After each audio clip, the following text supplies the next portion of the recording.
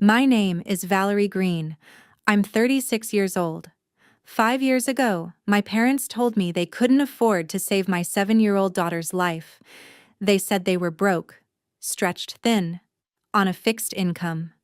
2 months later, I found out they co-signed a $580,000 waterfront condo for my brother, and the purchase agreement was signed 2 weeks before my daughter's heart stopped beating. They don't know that I kept every single receipt, every email, every text message, 63 pages of proof. Last month, my brother collapsed at his office in Seattle. Acute myeloid leukemia. The doctor said he needs a bone marrow donor. A perfect 10 out of 10 HLA match. My mother called me for the first time in 4 years. She was crying. She said, "Valerie, you're his only chance." What happened next changed everything they thought they knew about me. This is that story. I need to take you back to understand how we got here. Back to when I still believed my parents loved both their children equally.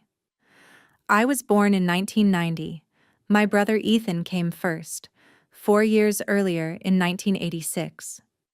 We grew up in Haddonfield, New Jersey, one of those upper-middle-class suburbs where the houses all have 2-car garages and the high school sends kids to Ivy League schools. My dad, Charlie, was an accountant at a mid-sized firm. My mom, Helen, worked as a manager at Wells Fargo. Comfortable, stable, the kind of childhood that looks perfect in Christmas cards. But if you looked at the numbers, and I eventually did, you'd see the pattern. Ethan's college fund when we were growing up? $34,000. Mine? $8,200. I found the statements years later when I was helping them move files to their new computer.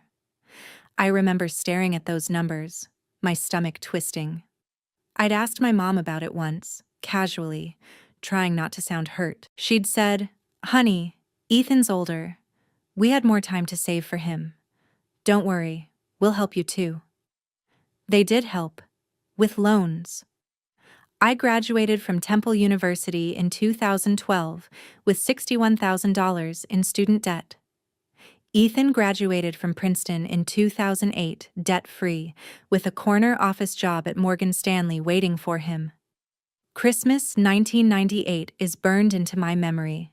I was 8. Ethan was 12. He unwrapped a Nintendo 64, $199, brand new, with 4 games. I got a used bike from a garage sale. My parents had spray-painted it purple because they knew it was my favorite color. "We thought you'd like the exercise," Dad had said, smiling. I told myself it didn't matter. I told myself love wasn't about money. I was wrong. Family dinners became showcases for Ethan's achievements. Thanksgiving 2015, I'd just started working at a nonprofit helping homeless families find housing. I was making $41,000 a year. I was proud of the work. It mattered. My mom set down the turkey and smiled at Ethan. "Tell everyone about the deal, sweetie." Ethan, always comfortable being the center of attention, grinned. "Closed a $12 million acquisition last week. Biggest one in our division this quarter." Everyone applauded. My dad raised his wine glass. "That's my boy." Then my mom turned to me, almost as an afterthought. "Valerie, how's your job at the nonprofit going?" The way she said nonprofit, like it was a hobby, not a career. "It's good," I said. "We housed 3 families this month." "That's nice, honey." Ethan's bonus that year was $340,000. I know because he mentioned it. Not to brag exactly, just as a fact. The way you'd mention the weather. When I met James in 2013, my parents asked if he made good money. James was a civil engineer, making around $60,000 at the time. Stable. Reliable. We fell in love fast. The kind of love that feels inevitable, like we'd been looking for each other our whole lives. When Ethan started dating Natalie, a corporate lawyer with a Hermes briefcase, my parents asked if she had good connections. You see the difference. James proposed in 2014. We'd been together a year. I was pregnant. It wasn't planned, but we were happy. Excited. Scared, but ready. My parents were disappointed. My mom had forced a smile at my baby shower. Well, at least James has a steady job. Engineering, right? That's practical. My dad had written us a check for $500 as a baby gift. I found out later he'd given Ethan $15,000 for a down payment on his first car that same month. Lily Marie Green was born on April 3, 2014. 7 pounds, 2 ounces, born at Pennsylvania Hospital in Philadelphia. She had my eyes, bright green, curious, and James's smile. The kind of smile that made you smile back even when you were exhausted. My parents visited twice in her first year. Ethan sent a $50 Amazon gift card. I told myself it was fine. They were busy. Ethan was focused on his career.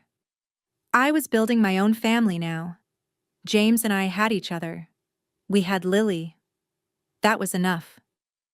I told myself that for 7 years. And then Lily got sick. May 12th, 2021. That's the day everything started to fall apart. Lily fainted at school.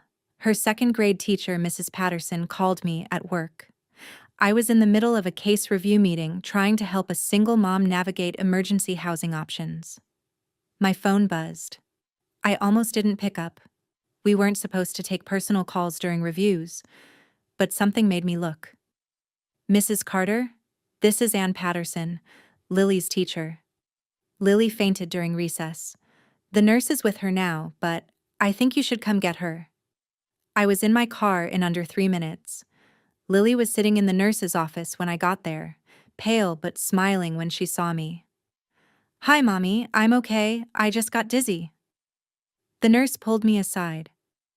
Her heart rate was really elevated when I checked, 130 beats per minute. She says she's been tired lately. I'd recommend getting her checked out, just to be safe. We went to the ER that afternoon. They ran an EKG. The doctor, young, tired-looking, kind, came back with results that made my stomach drop. "Mrs. Carter, Lily's heart rhythm is abnormal. I'm referring you to pediatric cardiology at CHOP. They'll want to do an echocardiogram." CHOP, Children's Hospital of Philadelphia. The best pediatric hospital on the East Coast. You don't get referred to CHOP for nothing. The appointment was May 18th. 6 days of barely sleeping. 6 days of watching Lily play with her dolls, laughing at cartoons, completely unaware that something inside her was broken. James took the day off work. We drove to 3401 Civic Center Boulevard together, holding hands in silence. Lily sat in the back seat, humming a song from Frozen. Room 7B, Pediatric Cardiology, Dr. Rachel Weinstein. Dr. Weinstein was in her mid-40s, with gray streaks in her dark hair and the kind of calm, steady presence that probably kept parents from completely losing it in her office. She did the echo herself, moving the wand across Lily's chest while Lily watched the screen, fascinated. "Is that my heart?" Lily asked. "It is," Dr. Weinstein said gently. "Pretty cool, right?" When it was done, she asked Lily if she wanted to go to the waiting room and pick out a sticker. A nurse took her hand. Then Dr. Weinstein sat down across from us. "Mr. and Mrs. Carter, Lily has dilated cardiomyopathy. Her heart muscle is enlarged and isn't pumping efficiently. Her ejection fraction, that's the percentage of blood her heart pushes out with each beat, is 28%. Normal is 50 to 70. I heard the words. I didn't understand them. What does that mean? "It means her heart is failing." James made a sound. Not quite a gasp. More like the air being punched out of his lungs. Dr. Weinstein continued, her voice steady, professional, compassionate. "This is likely genetic. Familial dilated cardiomyopathy runs in families. It's progressive. Without intervention, Lily's heart will continue to weaken. What kind of intervention? I managed. She needs a heart transplant. The room tilted. A transplant? I repeated. Yes. The national transplant list has an average wait time of 18 months, but Lily's condition is severe enough that we can get her priority status, which significantly improves her chances of receiving a heart in time. To do that, we need to get her formally listed, and that requires a deposit. A deposit, James said. His voice sounded far away. Dr. Weinstein slid a paper across her desk. I stared at it. Transplant list. Deposit. $195,000 insurance coverage. Estimated. $31,000. Patient responsibility. $164,000. My vision tunneled. $164,000. I know this is overwhelming, Dr. Weinstein said quietly. The total cost of the transplant surgery and first-year follow-up is approximately $1.2 million. But insurance will cover most of that once she's listed. This deposit gets her on the list. Without it, she didn't finish. She didn't have to. Without the transplant? I whispered. What happens? Dr. Weinstein met my eyes. 6 months to a year. Maybe less. I'm so sorry. And with it? Her 5-year survival rate is 83%. 83%. Not a guarantee, but a chance. A real chance. We need to move quickly, Dr. Weinstein said. I recommend getting her listed within the next 8 weeks. Sooner, if possible. 8 weeks to raise $164,000. I looked at James. He was staring at the paper like it was written in a foreign language. We drove home in silence. Lily fell asleep in the back seat. That night, after we put her to bed, James and I sat at our kitchen table and went through our finances. Savings, $12,000. James's 401k. He could withdraw up to $50,000, but with penalties and taxes, we'd net maybe $42,000. My 401k, $18,000. Total equity in our house, we were renters. Credit cards, maxed from medical bills from Lily's birth. We made a GoFundMe. James wrote the description. I couldn't. I kept starting and then deleting everything because it all sounded like begging. Our daughter Lily, age 7, needs a heart transplant to survive. Please help us save her life. We shared it everywhere. Facebook, Instagram, Twitter, our church, James's work, my work, every parent at Lily's school. 3 weeks later, we'd raised $31,240 from 1,847 people. Strangers and friends and co-workers and people we'd never met sending $10, $20, $50, messages that said, praying for Lily, and stay strong and God bless. I cried reading every single one. But we were still $114,000 short. James looked at me across the table on June 3rd. It was 2 a.m. We'd been awake for hours, calling banks, researching medical loans, trying to find a way. I called 15 banks, he said. His voice was hoarse. Medical debt isn't collateral. They all said no. I stared at the number on the paper. $114,000. Val, James said quietly, we need your parents. I hadn't asked my parents for money in 15 years. Not since college, when they'd made it clear that asking for help was a sign of poor planning. But this was Lily. I picked up the phone. My hands were shaking. I called my mom first. June 8th, 2021, 7:14 p.m. The call lasted 11 minutes. I know because I checked the log afterward, over and over, trying to understand how it had gone so wrong so fast. Mom? Valerie, hi honey, how are you? Not great. I need to talk to you about something important. Is Dad there? He's watching the news. What's going on? I told her. Everything. The diagnosis, the ejection fraction, the transplant, the deposit. The GoFundMe. The $114,000 we still needed. There was a long pause. "Oh, honey," she said finally. Her voice had that careful, sympathetic tone people use when they're about to say no. "That's devastating. I'm so sorry. Have you tried a GoFundMe? I've seen those work wonders." "We did," I said. "We raised $31,000. We're still short." "What about insurance?" "They'll cover the surgery once she's listed, but we need the deposit to get her listed." Another pause. "Let me talk to your father," she said. "We'll call you back."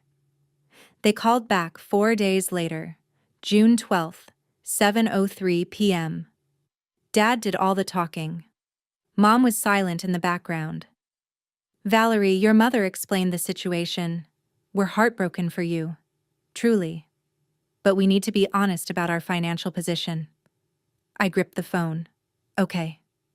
We retired early in 2019. We're living on a fixed income now. Social Security, our pensions, and our retirement accounts. Most of our money is in index funds. The market took a hit during COVID. If we liquidate now, we'd lose close to 40% of our principal. We can't destroy our retirement savings." "Dad, Lily is 7 years old." "I understand that, but we have to think long term. We're 68 and 66. What if we get sick?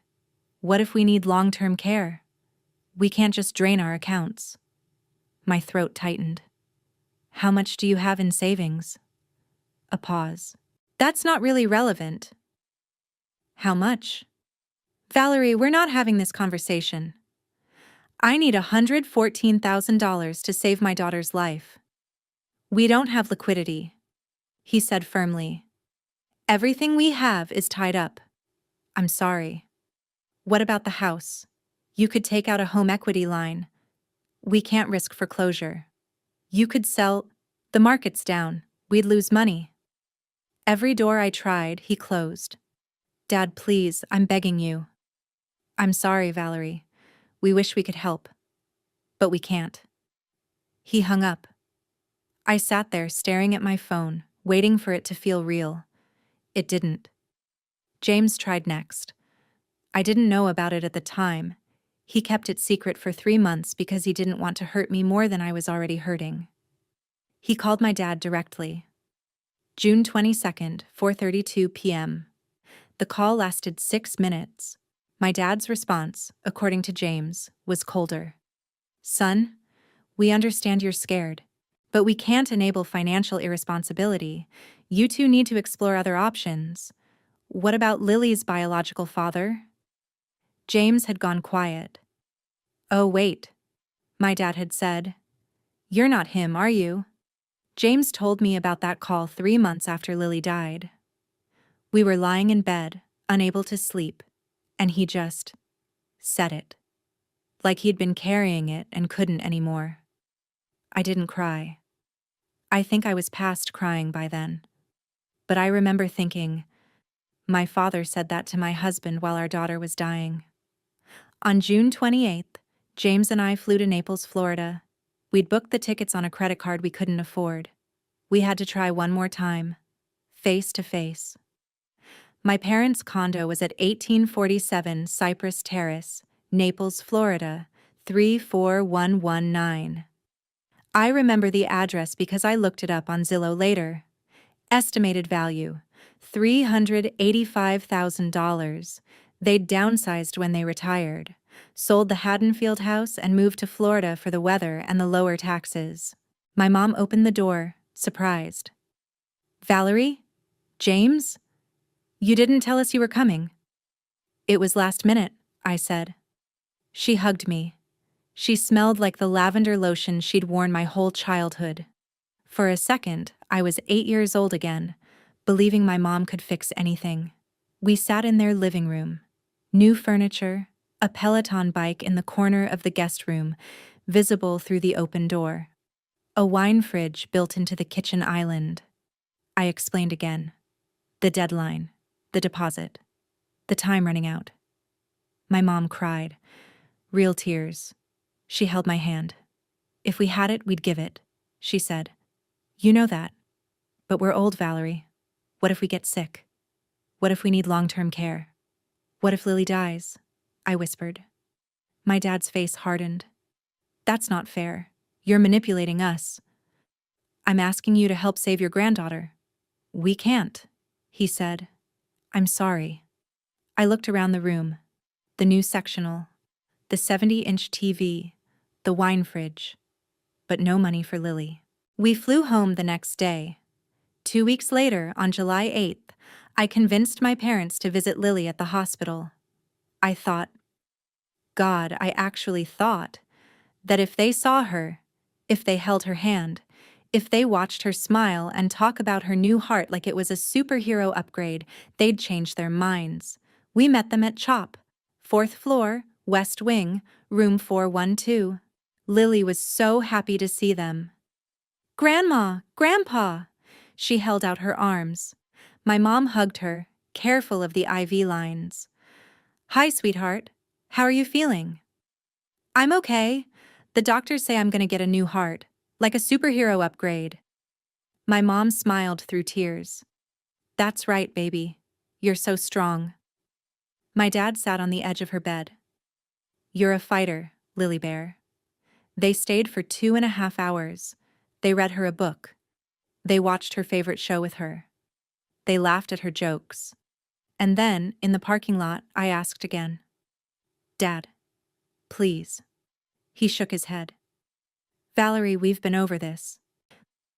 They got in their rental car and drove away. The deadline was 7 days away. July 15th, 2021. I called Dr. Weinstein. We didn't make it, I said. My voice sounded flat, empty. We don't have the money. There was a pause on the other end of the line. Valerie, I'm so sorry. What happens now? We'll continue supportive care. We'll manage her symptoms. Keep her comfortable. Comfortable. Not alive. Comfortable. She's 7 years old. I know, Dr. Weinstein said gently. I'm so sorry. That night, Lily asked me when she'd get her new heart. I lied. I told her soon. August was brutal. Lily's ejection fraction dropped to 18% on August 22nd. She'd lost 9 pounds in 3 weeks. She was tired all the time. She'd try to play with her dolls and have to stop to catch her breath. Mommy, she said one afternoon, lying on the couch while I sat next to her, stroking her hair. I'm tired all the time. Is that normal? I forced a smile. Your heart is working really hard, baby. You're so strong. She looked at me with those green eyes. When do I get my new heart? Soon, I whispered. But we both knew I was lying. The doctor said we had weeks, not months. I called my parents one last time. August 19th. No answer. I didn't leave a message. On September 8th, Lily was admitted to the ICU. Her heart was giving out. James and I stayed with her. We didn't leave. We held her hands. We told her stories. We sang her favorite songs. At 6:31 a.m. on September 9th, 2021, her heart stopped. They tried to resuscitate her. I watched them do chest compressions on my 7-year-old daughter's tiny body. I watched the monitors. I watched the doctors exchange looks. At 6:47 a.m., Dr. Weinstein looked at me. Time of death, 6:47 a.m., she said softly. I'm so deeply sorry. James sobbed. His whole body shook. I sat there holding Lily's hand. It was still warm. I didn't cry. I couldn't. I just sat there. I held her hand for 40 minutes before they made me let go. I didn't call my parents. Ethan did. I don't know how he found out. Maybe the hospital. Maybe James's parents. It doesn't matter. They flew in for the funeral. September 14th, 2021. Laurel Hill Cemetery, Philadelphia. 312 people came. Friends, co-workers, parents from Lily's school, people from our church, people from the GoFundMe who'd never even met us. My parents sat in the back row. They didn't come up to me before the service. They didn't sit with me. They stayed in the back, my mom in a black Chanel suit, my dad in his good navy blazer. After the service, my mom approached me at the cemetery. "Honey," she said, reaching for my hand. "We're so sorry. If there's anything we can do—" I pulled my hand away. "You could have done something," I said. My voice was dead, hollow. "You didn't. That's not fair. Leave." My dad started to say something. I turned and walked away. 2 days later, an envelope arrived in the mail. A condolence card. Inside was a check for $500. I stared at it for a long time. Then I deposited it, and I donated all $500 to CHOP in Lily's name. I never spoke to my parents again. Or so I thought. For 2 months after Lily died, I barely functioned. I'd quit my job. I couldn't help other families when I couldn't save my own. James went back to work after 3 weeks because we had bills and someone had to pay them. I stayed home. I sat in Lily's room. I stared at her toys. I didn't sleep. Insomnia became my default. I'd lie in bed until 2, 3, 4 in the morning, staring at the ceiling, replaying every conversation with my parents, every plea, every closed door. On November 19th, 2021 at 2:14 a.m., I was scrolling through Facebook on my phone. I don't even know why. Habit, maybe. The glow of the screen in the dark. Something to do with my hands. That's when I saw my mother's post. Helen Green, November 19th at 11:43 a.m. Beautiful weekend visiting Ethan's stunning new waterfront home. So proud of our successful son. #blessed, #Seattle life, #proud mom. There were photos. 6 of them. Ethan and Natalie on a balcony overlooking water. Puget Sound, I realized. Seattle. The condo was gorgeous. Floor-to-ceiling windows. Modern kitchen with marble countertops. Hardwood floors. A view that probably cost a fortune. 64 likes. 22 comments. Gorgeous. What a view. So happy for him. I stared at the screen. Ethan bought a house. I closed the app. I put my phone down. I lay in the dark. I didn't sleep. For the next 2 months, I couldn't shake it. The image of that condo. The pride in my mother's voice, even through a Facebook caption. On January 14th, 2022, at 3:28 a.m., I opened my laptop. I don't know what I was looking for. Confirmation, maybe. Or just something to do with the rage that was eating me alive. I Googled Seattle waterfront condos. I scrolled through listings. Alki Beach, West Seattle. I recognized the view from my mom's photos. And then I found it. The Alki. Luxury waterfront condominiums. Starting at $520,000. I clicked through to the building's website. I found the exact unit from the photos. Corner unit, top floor. And then I did something I'd never done before. I pulled up King County property records. Public information. Anyone can search it. I typed in the address, 2891 Alki Avenue, SW, Seattle, WA 98116. The results loaded. Owner, Ethan Charles Green. Purchase date, October 15th, 2021. Sale price, $580,000. My hands started shaking. October 15th, 1 month and 6 days after Lily died. I clicked, View Full Transaction History. That's when I saw it. Purchase agreement signed, August 23, 2021. Down payment, $130,000. Co-signers, Charles Green, Helen Green. August 23rd, 2 weeks before Lily died. They were signing mortgage papers while I was begging God to keep my daughter's heart beating. I printed everything. Transaction history, deed, mortgage documents, wire transfer records, 63 pages. I put them in a 3-ring binder. I didn't cry. I was past crying. The next day, James came home from work and found me at the kitchen table, surrounded by papers. "What is this?" he asked. I slid the binder across the table. He read in silence. I watched his face change. Confusion, shock, rage. "They had the money," he said finally. "They had the money." "Valerie, keep reading." He flipped to page 18. "My dad's Vanguard account statement from July 2021. Balance, $680,000. Page 19. My mom's 401k rollover, $520,000. Over $1 million in retirement accounts. But no liquidity. No money to help." That's when James found the email. He'd been looking through an old iPad we kept in the kitchen. We used to use it to share photos with my parents back when we still talked to them. It was still logged into my mom's email from years ago. She'd never logged out, and she'd never deleted her old emails. James opened the app, scrolled back to August 2021, and there it was. From Charles Green to Helen Green, Ethan Green.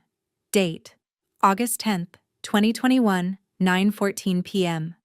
Subject RE, Seattle Property Opportunity. "Ethan, we've reviewed the financials. The Seattle market is hot. If we move now with a $130,000 down payment, your equity growth projections are solid. 12% ROI in 3 years is significantly better than our current bond yields. Helen and I have discussed Valerie's situation at length. We want to help, of course, but we have to be realistic. The transplant is a gamble. Even with the surgery, pediatric dilated cardiomyopathy has a 5-year survival rate around 70 to 80%, according to what I've read online. We'd be liquidating a significant portion of our retirement funds for a maybe. Your condo is a sure thing. It's a tangible asset. Family wealth stays in the family. Let's move forward and close this deal." Dad James showed me the iPad. I read the email 3 times. Family wealth stays in the family. I wasn't family. Lily wasn't family. We were maybe. A gamble. A bad investment. Ethan's condo was a sure thing. I made a spreadsheet. I needed to see it all laid out. July 15th, 2021. Transplant deposit deadline missed. We were $114,000 short. August 10th, 2021. Dad's email approving Ethan's condo purchase. August 23rd, 2021. Purchase agreement signed. Down payment, $130,000. August 25th, 2021. Wire transfer executed from Charles and Helen Green's joint Wells Fargo account to Ethan Green's escrow. September 9th, 2021. Lily died. October 15th, 2021. Deed filed. Ethan officially owned the condo. They had the money. They always had the money. They chose his view over her life. I looked at James. "I want to have dinner with them," I said. "What?" "I want to have a family dinner. All of us. You, me, my parents, Ethan, Natalie. I want to sit across a table from them. Val, I want them to look me in the eye." James was quiet for a long time. Then he nodded. "Okay." I called my mom on February 1st, 2022. She answered on the second ring, breathless. "Valerie? Hi, Mom. Oh my God. Honey, I didn't think you'd ever..." Her voice cracked. "How are you?" "I've been thinking," I said calmly. "About everything. About us. I want to try to heal." Silence. Then, "Really? I think we should have a family dinner. Talk. Start over." I could hear her crying. "Yes. Yes, absolutely. Oh, Valerie, I'm so glad. I'll call Ethan. We can do it here, in Naples. When can you come?" "How about next weekend? Saturday the 12th? Perfect. I'll make your favorite..." "I'll bring something," I said. "You don't have to." "I insist." We booked flights that night. $620 round trip Philadelphia to Naples for James and me. James asked if I was sure about this. I showed him the binder. I'm sure, I said. February 12th, 2022. 6 p.m. We pulled up to 1847 Cypress Terrace. Ethan and Natalie's rental car was already in the driveway. A white Tesla. My mom opened the door before we could knock. She threw her arms around me, sobbing. I'm so glad you're here, she whispered into my hair. I stood stiff. After a moment, I patted her back. Hi, Mom. My dad appeared in the doorway. He looked older, thinner, grayer. Valerie, he said. He held out his hand. I shook it. Ethan and Natalie were in the living room. Ethan stood when we walked in. He looked uncomfortable. Hey, sis, he said. Long time?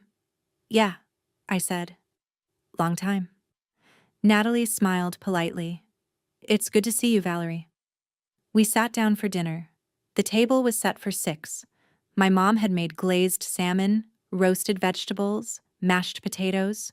There was a $38 bottle of Chardonnay on the table. I know because I checked the grocery store receipt later, just to see. The first 15 minutes were small talk. My dad asked James about work. James answered in short sentences. My mom asked if we were eating enough. I said we were fine. Natalie talked about Seattle, about her firm's new case with Boeing. It's a big opportunity, she said. Very exciting. My mom beamed, and Ethan just made VP, youngest in his division. Congratulations, I said flatly. My dad turned to me. How's work, Valerie? You were at, what was it? The family services place? I quit, I said. After Lily died. I couldn't help other families when I couldn't save my own. The table went silent. The only sound was forks scraping plates. 8 seconds. I counted. My mom cleared her throat. Well, the weather's been lovely here. Much warmer than Philly, I'm sure. Ethan's place is just breathtaking, my mom continued, desperate to fill the silence. We visited in November, right on the water. I took a sip of wine. I saw the photos, on Facebook. Oh, you did? My mom smiled. Isn't it gorgeous? It is, I said. When did you buy it, Ethan? Ethan looked up. Last fall. We closed in October, I think. October 15th, I said. He blinked. Yeah, sounds right. And when did you make the offer? August maybe? Why? I reached into my bag and pulled out the binder. I placed it on the table. Everyone stopped eating. I opened it to the first page. This, I said calmly, is Lily's death certificate. September 9th, 2021. Cause of death. Cardiac arrest secondary to dilated cardiomyopathy. Signed by Dr. Rachel Weinstein. My mom's face went white. I flipped to page 2. This is the King County property record for Ethan's condo. 2891 Alki Avenue, Southwest Seattle. Purchase price, $580,000. Down payment, $130,000. Co-signers, Charles and Helen Green. My dad's jaw tightened. Page 5, I continued, my voice never rising. Wire transfer confirmation, August 25th, 2021, $130,000. From your joint Wells Fargo account to Ethan's escrow. Natalie stared at her plate. Page 12. I slid the paper across the table. Email, from Dad to Ethan, August 10th. Subject, Seattle property opportunity. I read it out loud. Every word. When I got to family wealth stays in the family, my voice finally cracked. But I kept going. Page 18. Your Vanguard statement, Dad? July 2021. Balance, $680,000. Page 19. Mom's 401k rollover. $520,000. You had over $1 million. My dad stood up. Valerie, this is out of context. You told me you had no liquidity. We didn't. You wired $130,000 to Ethan 6 weeks after you told me you were broke. My mom was crying. We were trying to help the family long term. Lily was family. My voice rose for the first time. She was 7 years old. Ethan spoke then, quietly, carefully. Val, I didn't know the full details of Lily's situation. Mom and Dad made a financial decision. The condo was an investment. Real estate appreciates. Medical expenses they're a black hole. You can't guarantee outcomes? I looked at him. Say that again. He hesitated. I just mean, statistically, Lily's odds weren't great. Even with the transplant. Her odds were 83%. That's still a gamble, he said. The condo has a guaranteed return. She was 7 years old, Ethan. His ears turned red. Natalie touched his arm. Ethan, stop. But my dad was standing now, his face flushed. You want the truth, Valerie? Fine. Here's the truth. We made a choice.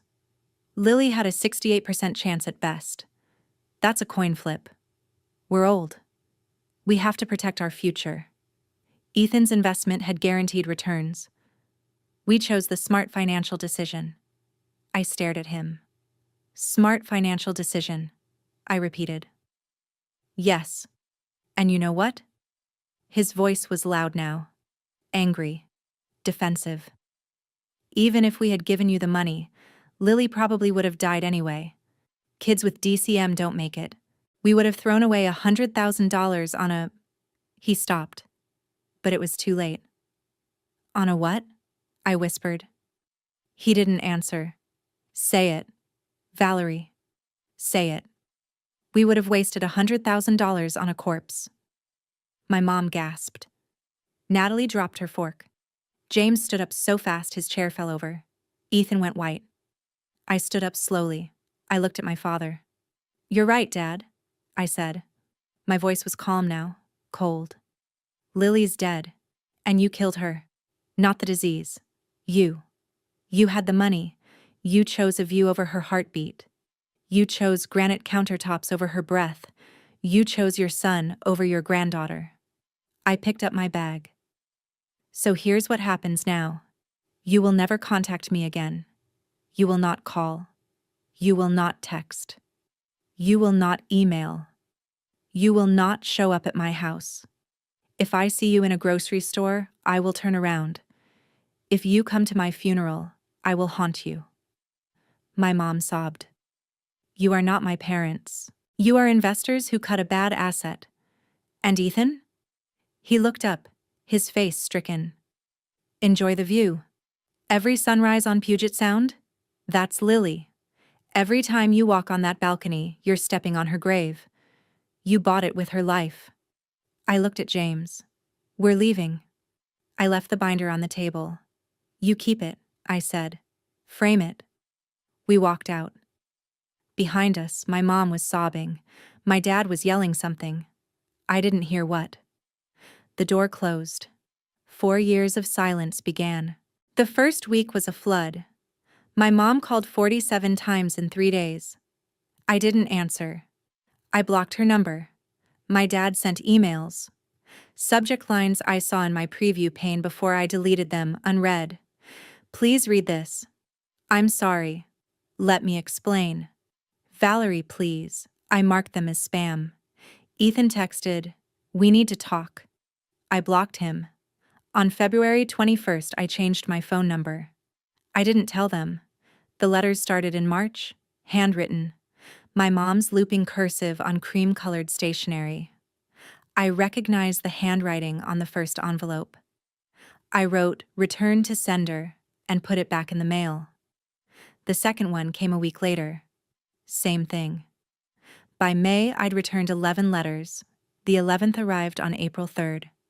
Lily's birthday. She would have been 8. I didn't return that one. I burned it in the kitchen sink. James found me standing there, watching the paper curl and blacken, and he didn't say anything. He just put his arm around me.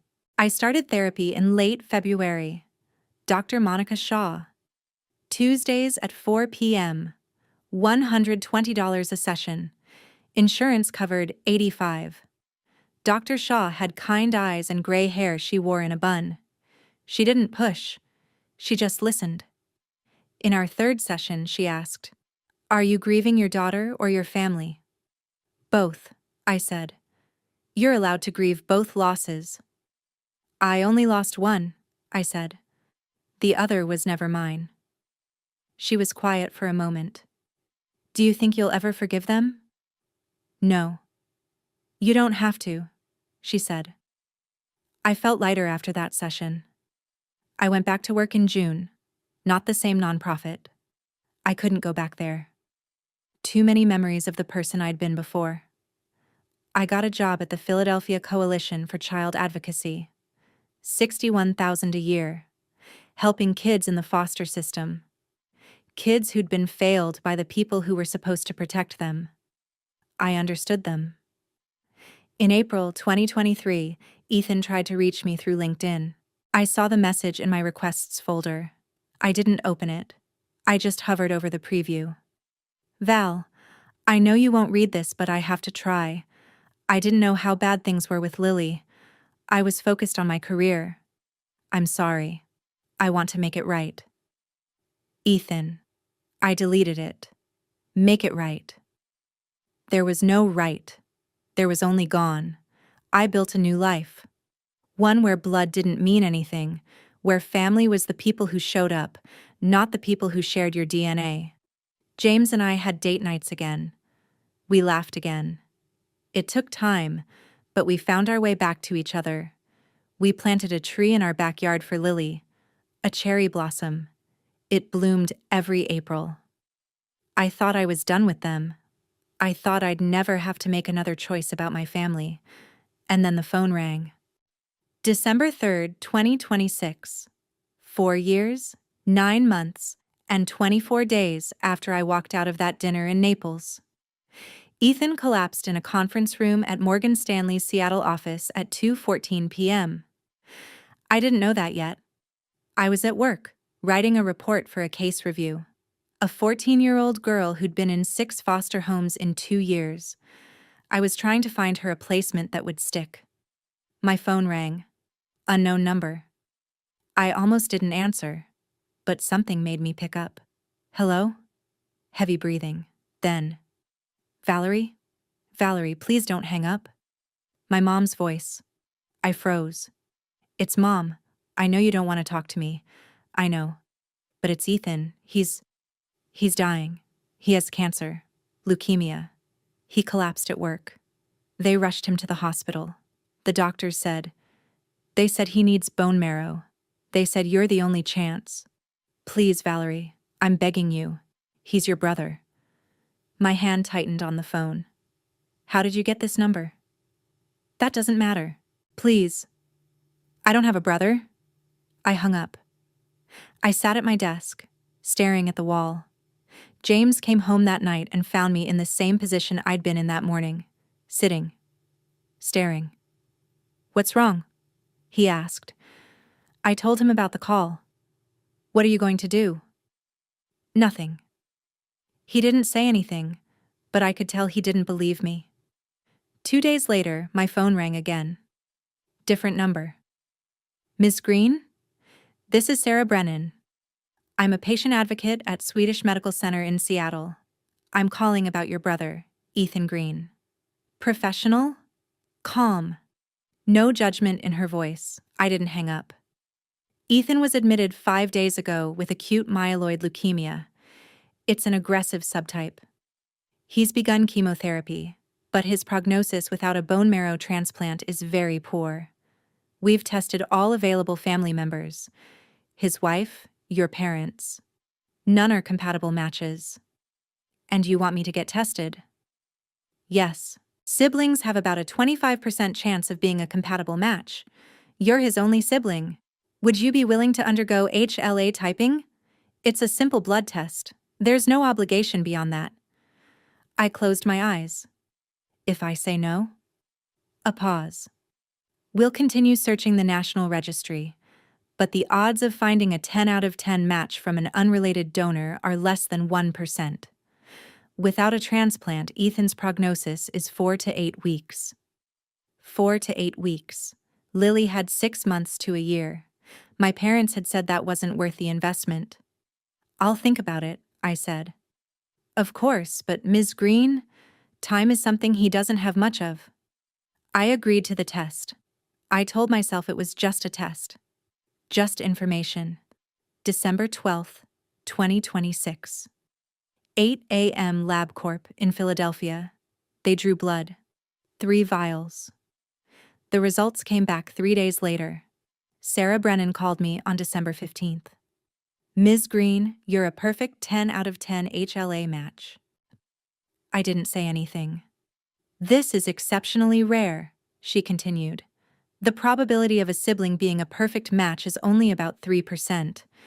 You're Ethan's best chance for survival. Will you consider donating? 3%. My dad had said Lily's 83% survival rate wasn't good enough odds. But here I was. A 3% miracle. What happens if I say no? I asked. Ethan's oncologist will continue searching the National Registry. But Ms. Green, I need to be honest with you. Without a transplant, and with his particular subtype of AML, he has weeks. Maybe a month if he responds well to chemo. With a transplant from you, his 5-year survival rate is 65 to 75%. 65 to 75%. Better odds than Lily had. I need time to think, I said. Of course. But Valerie, time is the one thing he doesn't have. I hung up. And for 4 days I didn't sleep. December 15th to December 19th.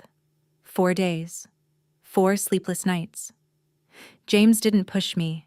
He just stayed close, made sure I ate, held me when I cried. I kept thinking about Lily. What would she want me to do? I knew the answer. I hated it. On December 17th, I called Dr. Shaw. Emergency session. She cleared her schedule. We sat in her office, the winter light coming through the window, and I told her everything. What's holding you back? She asked. If I save him, they win. Who wins? My parents. Ethan. They get what they want again. They always get what they want. And if you don't save him? I was quiet for a long time. I become them. Dr. Shaw leaned forward. Valerie, what would you tell Lily? If she were here right now, what would you say to her? I closed my eyes. I saw her. 7 years old. Green eyes. That smile. I'd tell her I love her. I whispered. I'd tell her she's the best thing I ever did. What would she tell you? I knew. I'd always known. She'd tell me to save him. On December 19th at 9 a.m., I called Sarah Brennan. I'll do it, I said. I'll donate. But I have conditions. Of course. What do you need? I don't want to see my parents before the procedure. I don't want to see Ethan. I'll do this, and then I'm done. We can arrange separate waiting areas, private recovery. You won't have to see anyone you don't want to see. Okay. Thank you, Valerie, she said softly. You're saving his life. I'm not doing it for him. The donation was scheduled for December 27th. I'd fly to Seattle on the 26th for pre-op. James asked if I was sure. I looked at him. Lily would do it. So I will. If you've made it this far in my story, thank you. I know it's heavy. But before I tell you what happened next, I need to ask you something. What would you do? If the people who betrayed you needed you to save them, would you? Leave a comment. I read everyone. December 26th, 2026. James and I flew to Seattle. Sarah had arranged everything. A private pre-op room. A separate waiting area away from my family. I saw my mom once, briefly, in the hallway outside the surgical wing. She saw me. Her face crumpled. Valerie. Security stepped between us. Sarah had briefed them. Ma'am, you need to return to the family waiting area, the guard said firmly. Valerie, please. Thank you so much. I looked past her and kept walking. Pre-op was in Swedish Medical Center. Second floor west wing, room 214. The nurse explained the procedure. Bone marrow aspiration from my pelvic bone, general anesthesia, 4 hours, give or take, 2 days of inpatient observation. You're very brave, she said. I'm not brave, I said. I'm just not them. December 27th, 6 a.m. They wheeled me into the OR. I counted backward from 10. I didn't make it past 7. I woke up at 11:30, groggy, sore. My hip ached like I'd been hit with a bat. James was sitting next to my bed. Hey, he said softly. Did it work? They got what they needed. 1,180 milliliters. Ethan's transplant is tomorrow morning. I nodded, closed my eyes. The nurse came in an hour later. How's your pain? Scale of 1 to 10? 6. She adjusted my IV. You did great, Valerie. Ethan's lucky to have you. Don't tell my family what room I'm in, I said. Already taken care of. But that evening, there was a knock on my door. I knew who it was before I opened it. Ethan stood there, thin, pale, bald from chemo. He looked about 20 years older than the last time I'd seen him. Val, he said quietly, I know you don't want to see me. I needed to say something before tomorrow. Please. I stood in the doorway. I didn't invite him in. I don't deserve this, he said. I know that. You could have let me die. I would have understood. I didn't do it for you. I know, but I need you to know. I'm sorry. For all of it. For not standing up for you. For the condo. For Lily. I'm sorry. I looked at him for a long moment. Okay. He blinked. That's it? Just okay? What do you want me to say, Ethan? That I forgive you? I don't. But I'm not going to let you die. Not because you're my brother. Because I'm not them. Now go back to your room. You have a transplant tomorrow. He nodded, turned to leave. Ethan. He looked back. Lily would have wanted me to save you. That's why I did it. Remember that? He left. James asked if I was okay. I don't know, I said. For the first time, that feels honest.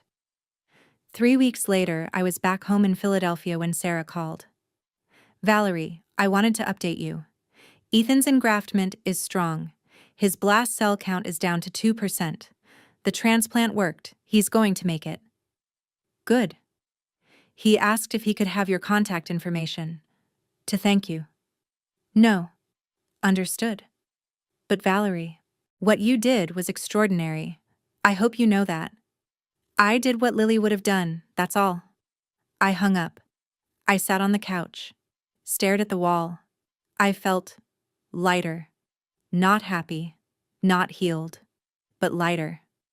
6 months later, in June 2027, a letter arrived. Not to my house. To Sarah Brennan, who forwarded it with my permission. The envelope was thick. I almost didn't open it, but I did. Valerie, we don't expect forgiveness. We don't deserve it. We made a choice that destroyed our family. Your father hasn't been the same since that dinner. Neither have I. We're in therapy, together, and individually. We're trying to understand how we became people who could do what we did. Last month, we sold the Naples condo. We donated the full proceeds, $385,000, to CHOP's cardiac transplant fund in Lily's name. It won't bring her back. It won't fix what we did. But we wanted you to know we were wrong. We are profoundly, devastatingly wrong. If you ever want to talk, we're here. If you don't, we understand. We love you. We're so sorry. Mom and Dad attached was a donation receipt from the Children's Hospital of Philadelphia Foundation, $385,000, the Lily Marie Green Cardiac Transplant Fund. I called Dr. Shaw. They donated the house money to CHOP, I said.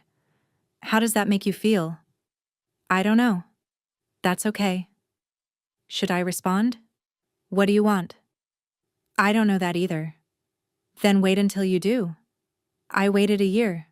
February 2028. 6 years after the confrontation dinner. I called my mom. She answered on the first ring. Valerie? Hi, Mom. Silence. Then crying. I want to try something, I said carefully. Just coffee or breakfast. At my house. You and Dad. Just to talk. Yes, she said immediately. Yes. When? Saturday the 10th, 10 a.m.? We'll be there. February 10th, 2028. My mom and Dad stood on my porch. They looked old, smaller than I remembered. I opened the door. Come in. My mom hugged me. I stood stiff for a moment, then patted her back. We sat at my kitchen table. James had made coffee, scrambled eggs, toast, fruit. 4 plates, 4 chairs. We ate in awkward silence at first. Then, slowly, we talked. Not about Lily. Not yet. About small things. The weather. Work. James's new project. My mom's book club. Lily's photo was on the mantel. Everyone saw it. No one said anything. When they were leaving, my mom turned at the door. Can we do this again sometime? I thought about it. Maybe, I said. I'll let you know. My dad's voice was hoarse. That's more than we deserve. Thank you, Valerie. They left. James put his arm around me. How do you feel? I watched them drive away. It's a start, I said. And then I cried. Not from sadness, from something else. Something like hope. People ask me if I've forgiven them. I don't have an answer. Forgiveness isn't a switch. It's a process. Some days I'm angrier than others. Some days I see Lily's face in my mind and I want to scream at the unfairness of it all. But I also see this. My parents sold their dream retirement home and gave every penny to save other children. Children like Lily who need a chance. Ethan calls once a month. I don't always answer, but sometimes I do. We talk about weather, work, small things. We're not close. We may never be. And that's okay. I didn't save Ethan because I forgave him. I saved him because I'm not them. Because Lily taught me that love isn't transactional. It's not an investment with guaranteed returns. It's a choice. They chose wrong. I chose different. Last week, I went to Lily's grave at Laurel Hill Cemetery. February 14th, 2028. Valentine's Day. I brought pink roses, her favorite. I sat there for an hour talking to her, telling her about the breakfasts with Grandma and Grandpa, about Ethan, about the fund in her name that's already helped 2 kids get transplants. I told her I missed her. And for the first time in 6 years, when I walked away from that cemetery, I smiled. The sun was setting. I had a therapy appointment in an hour. James was making dinner. My phone buzzed. A text from my mom. Thank you for yesterday. Love you. I didn't reply right away, but I didn't delete it either. Progress.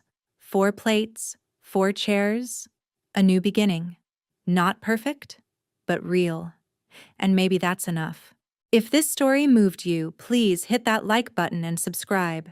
Stories like this take time to research and write, and your support helps me keep making them. Drop a comment and tell me, would you have saved him, or would you have walked away? I want to hear your thoughts. And if you know someone who needs to hear this story, someone struggling with family betrayal or impossible choices, share this with them. Sometimes we need to know we're not alone. Thank you for listening to my story. This is Valerie Green, reminding you that love is a verb, not a transaction. And sometimes, the hardest choice is the right one.